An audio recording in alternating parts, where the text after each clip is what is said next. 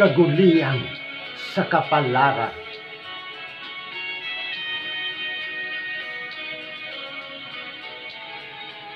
Ang nanglabay, iyan na sa kagahapon. Ang kalimot, iyan na sa paghingilin. Ang katahong, iyan na sa pagsugil. Ang kalipay, iyan na sa pagkutingkay. Ang kasakit, iyan na sa pagpailog.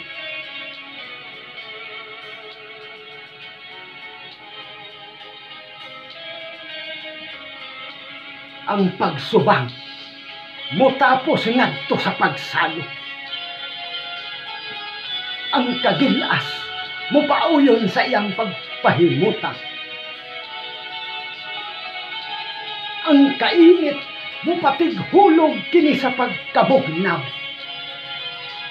Ang kangit-ngit, muhari daw niya ang kahayag. Ang kagubot, muluranda ngadto sa himpit nga kalinaw.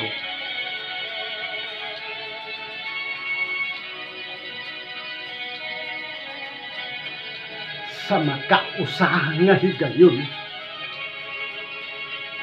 ikaw ana sa ibabaw nga bahin.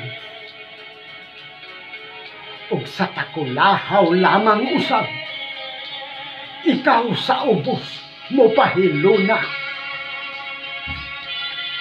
Mangtasang sudya sa kapalaran, kung ang langit mo abin sa iyang kapintas, igo ka na lamang mupatulo sa mga luha o magbako sa walay hupas nga pagmahay. Ngamong dipakatao pa ning kalibutan nga lunlun lamang kasakit. Ni matamis nga kalipay, mudumili man sa paghapuhap.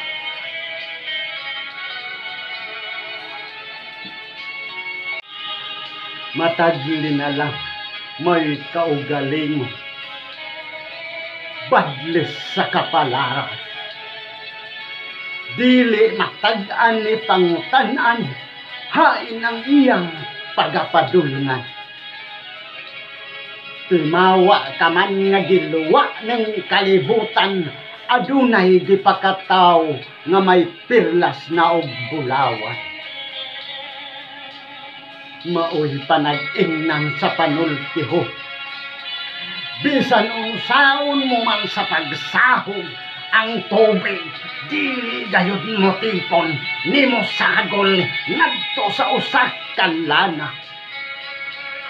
Mudumili gayud kay ang kinabuhi gihitawan. Mudumili ug dili gayud alang kanimo.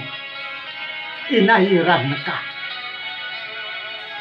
Ug kuli na nga may abot pa ang kabuhong nga gipakamithi.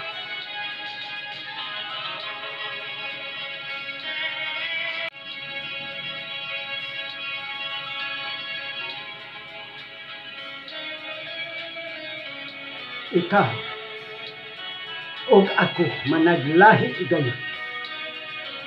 Langit ka ug yuta usab ako.